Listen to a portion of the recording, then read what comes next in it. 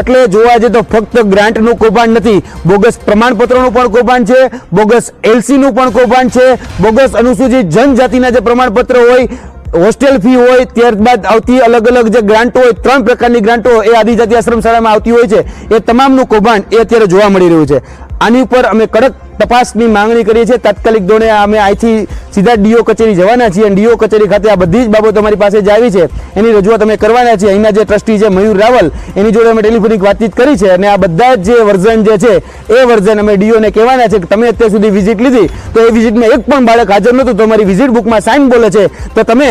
કઈ રીતે આ વિઝિટ બુકની જે બધી જ પ્રમાણિત બાબતો છે એને તમે પ્રમાણિત કરી એનો જવાબ અમે ડીઓ પાસેથી લઈશું. રૂબરૂમાં અમને જે કંઈ પણ એના આધાર પુરાવાઓ આ બાબતે વિશેના રજૂ થયેલા છે એ બધી જ બાબતો ધ્યાને રાખી અને એમાં જે કોઈ પણ ચેનલ વાઇઝ જે લોકોની ભૂમિકા જવાબદારી નક્કી થતી હશે તેના તરફ અમારા અહીંની જિલ્લા લેવલની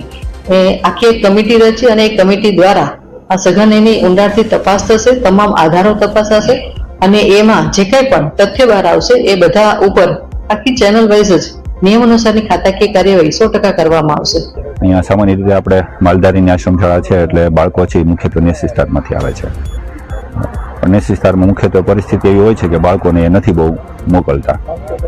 હું પણ મારા રીતે પૂરતા પ્રયાસ કરું છું બાળકોને લાવવા માટે, પણ બાળકો વાલીઓ છે બહુ સુવિધાના અભાવે બરાબર અહીંયા છે પૂરતી સુવિધા ન હોવાથી નથી મોકલતા.